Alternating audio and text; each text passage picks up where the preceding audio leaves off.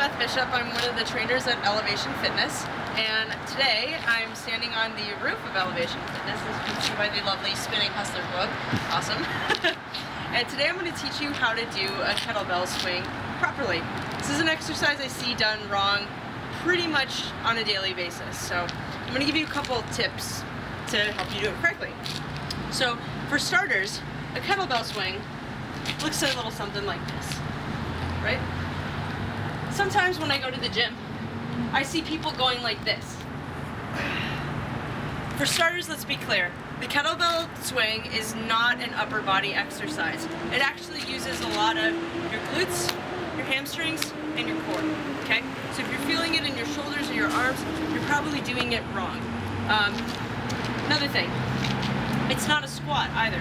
So a lot of times I'll see people squatting and really coming up. It's not a squat. So here's how I explain a kettlebell swing. Take one of my most favorite movies ever, Legally Blonde. You have the bend and snap. So what we do, starting position, you go down into about a quarter squat. Not a full squat, about a quarter, right? So that's gonna let you bend and snap. Whenever I teach a kettlebell swing, I have people start here, do little snaps, and eventually that momentum will build up and you'll get a really nice swing. Hop, bend, and snap. So I'm going to do that from the side so you can see proper mechanics of the swing. Here we go. Bend and snap. Hop. Notice where the ball is going. Another fun little trick with the kettlebell swing is you want to say thumb in the bum. The ball of the kettlebell is actually going back behind you, right?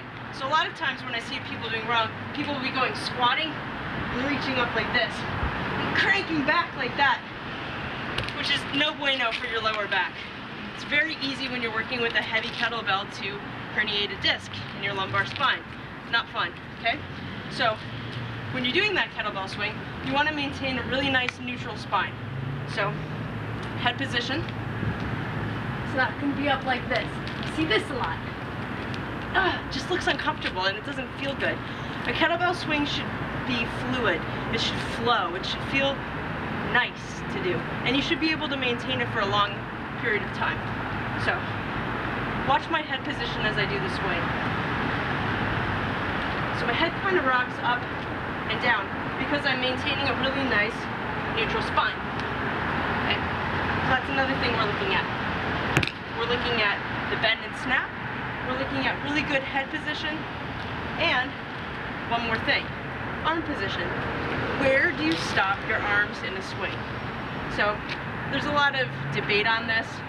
A lot of CrossFitters like to take the bell like all the way up, which is fine if you have a lot of proprioception, you know what you're doing, and you've had a lot of experience with it and no shoulder injuries. I don't personally recommend doing it that way. I say good end position, right about there. Pop it up. Another thing to think about when you're doing a kettlebell swing.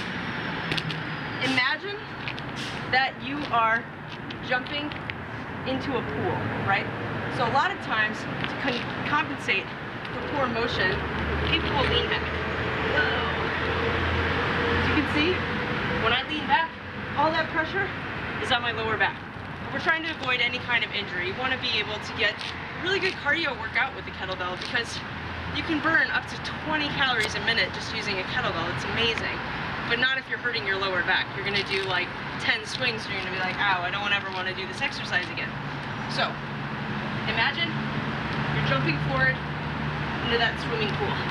Bend and snap, pop it up. The kettlebell is just slightly over my shoulders.